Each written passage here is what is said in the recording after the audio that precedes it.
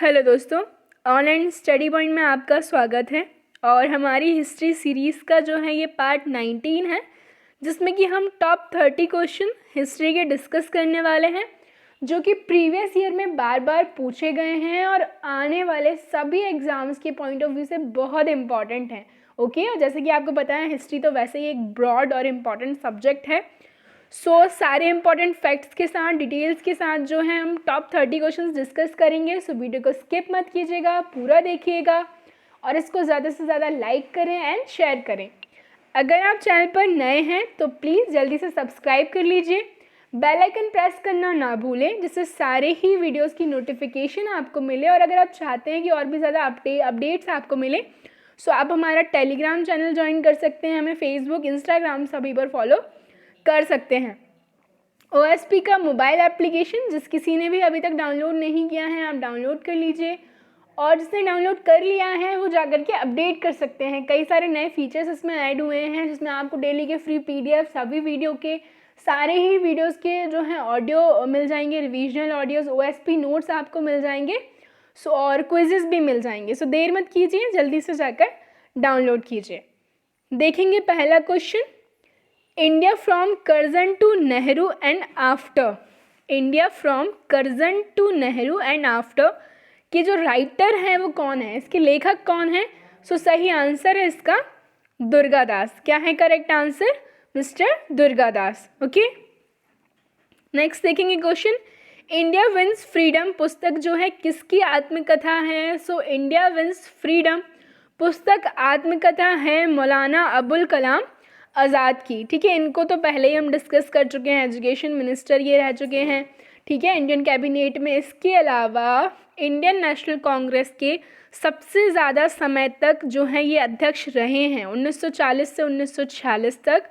इसके अलावा सबसे कम उम्र में भी इंडियन नेशनल कांग्रेस के अध्यक्ष बनने वाले ये पहले थे। ओके, नेक्स्ट देखेंगे, इनमें से कौन सा युग्म सुमेलित नहीं है? देखेंगे वर्धा का सत्याग्रह आश्रम। जमनालाल बजाज बिल्कुल करेक्ट है। बम्बई एसोसिएशन बाय द दादा भाई नौरोजी, ये भी सही है।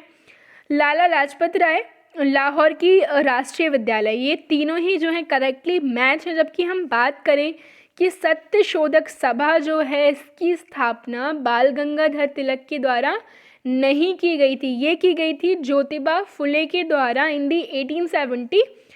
1873 में ज्योतिबा फुले के द्वारा सत्य शोधक समाज की स्थापना की गई थी। जबकि मैंने कई बार आपको बताया है कि जितने भी हम बात करें धार्मिक, सामाजिक एवं राष्ट्रीय आंदोलन से संबंधित संगठन एवं संस्थाएं हैं, काफ़ी पूछी जाती हैं एग्जाम्स में, जिनमें एशियाटिक सोसाइटी, विलियम जोन्स, आत्मीय सभा, वेदांत कॉलेज राजा राममोहन राय, ब्रह्म समाज राजा राममोहन राय, ओके, बालिका विद्यालय ज्योतिबा फुले, और हरिजन सेवक संघ महात्मा गांधी। ये कुछ इम्पॉर्टेंट हैं जो कि पूछे जाते हैं एग्जाम्स में, जो हम डेली लगभग डिस्कस करते हैं।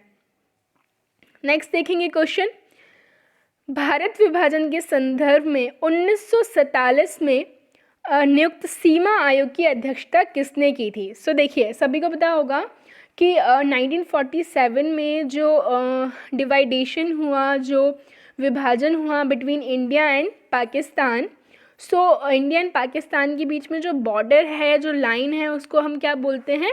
रेडक्लिफ लाइन बोलते हैं। ठीक है, 1947 में जो एक कमीशन बनाया गया था, उसकी अध्यक्षता की गई थी सर सिरिल रेडक्लिफ के द्वारा, जो कि किसके लिए थी? कि सीमा का जो है निर्धारण किया जाएगा बिटवीन इंडिया एंड पाकिस्तान, और उन्हीं के नाम पर जो है बॉर्डर का नाम भी रख दिया गया, क्या? Radcliffe line. कैबिनेट मिशन के भारत आगमन के समय भारतीय राष्ट्रीय कांग्रेस का अध्यक्ष कौन था? कैबिनेट मिशन कब आया इंडिया? ये आया 1946 में। तो अभी थोड़ी देर पहले मैंने आपको बताया था, 1940 से लेकर 1946 तक जो अध्यक्ष थे वो कौन थे? मौलाना अबुल कलाम आज़ाद थे। बात आई है कैबिनेट मिशन की, काफ़ी बार बताया मैंने पहले भी। 24 मार्च 1946 को कैबिनेट मिशन जो है दिल्ली यानी कि इंडिया आया। 3 लोग थे इसमें, 3 सदस्य थे, जिनमें थे स्टेफर्ड क्रिप्स, पैथिक लॉरेंस और एवी अलेक्जेंडर, जिसकी हम बात करें नेतृत्व जो है इसका किया गया था किसके द्वारा? सर पैथिक लॉरेंस के द्वारा। ठीक है। वर्ष 1929 में जारी किए गए दीपावली घोषणा पत्र का संबंध था, तो ये संबंध था इंडिया के डोमिनियन स्टेटस से, जो कि हमने कल के लेक्चर में भी डिस्कस किया था। स्वतंत्रता पूर्व बिहार में निम्नलिखित में से एक वर्चस्वशाली जाति यानी कि डोमिनेंट कास्ट नहीं थी, तो इनमें से कौन सी है? तो बात करें भूमिहार, राजपूत और कायस्थ, तीनों ही जो है डोमिनेटिंग कास्ट थी जो है स्वतंत्रता से पूर्व इन दी बिहार। जबकि हम बात करें जो डी हमारा ऑप्शन है दैट इज कुर्मी, ये जो है कोई भी डोमिनेटिंग क्लास या फिर कास्ट नहीं थी। नेक्स्ट क्वेश्चन हम देखेंगे, भारत में 15 अगस्त 1947 के पश्चात भी किस औपनिवेशिक शक्ति के विरुद्ध स्वाधीनता संघर्ष जारी रखना पड़ा? सभी को पता होगा कि ब्रिटिशर्स के जाने के बाद भी जो पोर्चुगीज़ थे, जो पुर्तगाली थे, वो रहे हैं। कुछ हमारे जो एरियाज़ रहे हैं, जो कि गोवा हम देखेंगे 1961 में ये छोड़ कर गए हैं। ठीक है ना। तो पुर्तगाली जो हैं हमारी स्वतंत्रता के बाद तक भी भारत में रहे हैं। बंगाल के विभाजन के समय बंगाल का लेफ्टिनेंट गवर्नर कौन था? बंगाल के जो लेफ्टिनेंट गवर्नर थे एट द टाइम ऑफ जो है बंगाल विभाजन, सही आंसर है इसका सर एंड्रूज फ्रेज़र। ठीक है। और जो विभाजन है बंगाल का कई बार हमने डिस्कस किया है। नेक्स्ट क्वेश्चन हम देखेंगे, भारतीय स्वतंत्रता संग्राम के संदर्भ में 16 अक्टूबर 1905 निम्नलिखित कारणों में से किसके लिए प्रसिद्ध है? 16 अक्टूबर 1905 डेट सभी को याद होना चाहिए। क्या हुआ था इस दिन? बंगाल का विभाजन हुआ था। ठीक है। बंगाल का विभाजन हुआ था 16 अक्टूबर 1905 को। प्रथम महायुद्ध या फिर विश्व युद्ध के दौरान कहाँ पर भारत की एक अंतिम सरकार बनी थी जिसके प्रेसिडेंट राजा महेंद्र प्रताप थे? सही आंसर इसका हिंदी अफगानिस्तान। कौन भारतीय क्रांति की माँ कहलाती हैं? तो सही आंसर है इसका बीकाजी रुस्तम कामा। ठीक है। काफ़ी प्रोमिनेंट नाम है ये। नेक्स्ट देखेंगे, लंदन में इंडिया हाउस की स्थापना किसके द्वारा की गई थी? तो सही आंसर है इसका मिस्टर श्यामजी कृष्ण वर्मा के द्वारा लंदन में जो है इंडिया हाउस की स्थापना की गई थी। जैसे कि अभी मैंने थोड़ी देर पहले ही बताया था कि जो भी स्थापनाएं, संगठन, संस्थाएं जो हैं वो काफ़ी ज़्यादा इम्पॉर्टेंट हैं, जो कि काफ़ी पूछी जाती हैं एग्ज़ाम्स में। प्रथम विश्व युद्ध के दौरान सक्रिय होने वाले गदर क्रांतिकारियों का आधार स्थल था? तो सही आंसर इसका पश्चिमी अमेरिका यानी कि जो वेस्टर्न पोर्शन है ऑफ अमेरिका। भगत सिंह, सुखदेव और राजगुरु को किस वाद यानी कि केस में फांसी की सज़ा सुनाई गई थी? तो सही आंसर है इसका लाहौर कॉन्स्पिरेसी। ठीक है। लाहौर षड्यंत्र केस। नेक्स्ट देखेंगे, the age of a consent act जो है किस वर्ष में पारित हुआ? तो सही आंसर है इसका 1891। प्रथम गोलमेज सम्मेलन के बारे में निम्नलिखित में से कौन सा सही नहीं है? तो देखेंगे 1930 में ये आयोजित हुई थी, बिल्कुल सही है।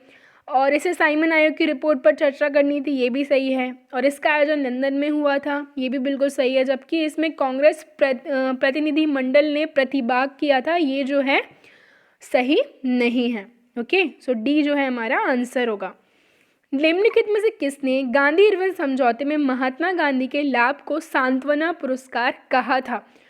कल ही जो है गांधी इरविन पैक्ट हमने डिस्कस किया था, जो कि 4 या फिर कई जगह आपको 5 मार्च भी मिल जाएगा, 1931 में साइन हुआ between Gandhi and the Irwin, जिसके बाद गांधी जी ने जो सविनय अवज्ञा आंदोलन था उसको स्थगित कर दिया था। इसके बारे में हम बात करें, ये किसके द्वारा जो है कहा गया था? सही आंसर इसका एलन कैम्पबेल जॉनसन के द्वारा। निम्नलिखित में से किसने भारतीय राष्ट्रीय कांग्रेस के कराची अधिवेशन, बार बार अधिवेशन से जो है क्वेश्चन पूछे जाते हैं, जो कि कब है कराची अधिवेशन? 1931 को महात्मा गांधी की लोकप्रियता और सम्मान की पराकाष्ठा माना है? सही आंसर है इसका एससी बोस यानी कि सुभाष चंद्र बोस। और जो 1931 का है इसका जो है अध्यक्ष थे वो कौन थे? तो सरदार वल्लभ भाई पटेल थे और इसमें जो है मौलिक अधिकारों की मांग की गई थी। नेक्स्ट देखेंगे, इनमें से किसने अप्रैल 1930 में नमक कानून तोड़ने के लिए तंदौर तट पर एक अभियान संगठित किया था? तो ये किसके द्वारा किया गया था? सही आंसर इसका सी राजा गोपालाचारी। सबसे पहले कौन सी घटना घटी? तो इनमें से हम देखें सबसे पहले कौन सी घटना घटती है? साइमन कमीशन का आगमन। साइमन कमीशन को हमने काफ़ी रोज़ हम डिस्कस कर रहे हैं लगभग साइमन कमीशन के बारे में, ठीक है। 1919 में तो आता है आपका रॉलेट एक्ट, ठीक है, जिसके बाद क्या होता है? जलियांवाला बाग, ठीक है। और साइमन कमीशन का भी काफ़ी विरोध किया गया था। क्यों किया गया था? क्योंकि उसमें कोई भी जो है इंडियन मेंबर नहीं था, ठीक है। साइमन कमीशन में कोई भी इंडियन मेंबर नहीं था, इसलिए काफ़ी ज़्यादा विरोध इसका किया गया था। भारत छोड़ो आंदोलन, क्विट इंडिया मूवमेंट की अगर हम बात करें तो ये 1942 में स्टार्ट हुआ था, ठीक है, अगस्त 1942। और गांधी इरविन पैक्ट अभी हमने देखा 1931। 31 दिसंबर 1929 को अर्धरात्रि में भारतीय राष्ट्रीय ध्वज को किसने फहराया था? तो ये फहराया गया था हमारे पहले प्राइम मिनिस्टर जवाहरलाल नेहरू जी के द्वारा। स्वराज पार्टी को स्थापित किया था? तो स्वराज पार्टी को जो है CR दास एवं मोतीलाल नेहरू के द्वारा स्थापित किया गया था। सूफिया कलाम जो एक प्रकार का भक्ति संगीत है, विशेषता है कहाँ का है? It belongs to Kashmir. Planning and the poor नामक शीर्षक पुस्तक के रचयिता कौन है? तो BS मिन्हास जो हैं इसके रचयिता हैं। भारत में उपनिवेश काल में हिटली आयोग का जो उद्देश्य था वो क्या था? तो हम देखें इसका क्या है उद्देश्य? तो श्रमिकों की मौजूदा परिस्थितियों पर प्रवेदन पर सिफारिश प्रस्तुत करना। बी जो है इसका करेक्ट ऑप्शन होगा।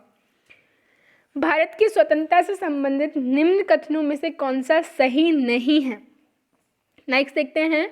ऑप्शन अगर हम इसके देखें, रॉलेट एक्ट से सार्वजनिक रोष की एक लहर उमड़ी जिसके फलस्वरूप जलियांवाला बाग नरसंहार हुआ। बिल्कुल हमने देखा था कि 19 मार्च 1919 को जो है रॉलेट एक्ट लागू किया गया था, ठीक है ना, जिसके चलते जिस पे किसी भी व्यक्ति अगर उस पर संदेह होता है तो बिना मुकदमा चलाए उसको गिरफ्तार किया जा सकता है, ठीक है।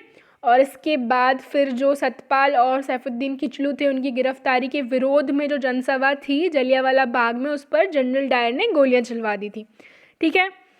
सुभाष चंद्र बोस ने फॉरवर्ड ब्लॉक गठित किया था, बिल्कुल सही है। Bhagat Singh Hindustan republican socialist association के संस्थापकों में से एक थे, बिल्कुल सही है।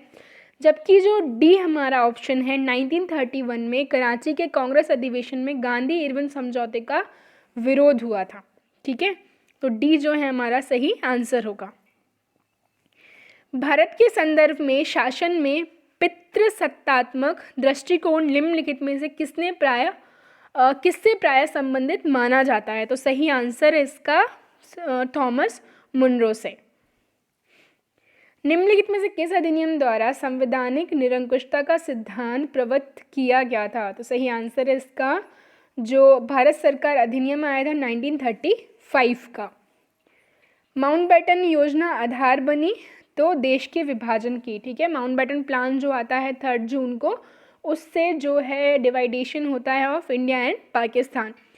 ये कुछ इंपॉर्टेंट क्वेश्चंस थे हिस्ट्री के जो कि काफ़ी पूछे गए हैं एग्जाम्स में, जो आज हमने डिस्कस किए। एंड आई होप वीडियो आपको पसंद आया हो। प्लीज़ इसको ज़्यादा से ज़्यादा लाइक करें, शेयर करें एंड चैनल को सब्सक्राइब करें। Thank you.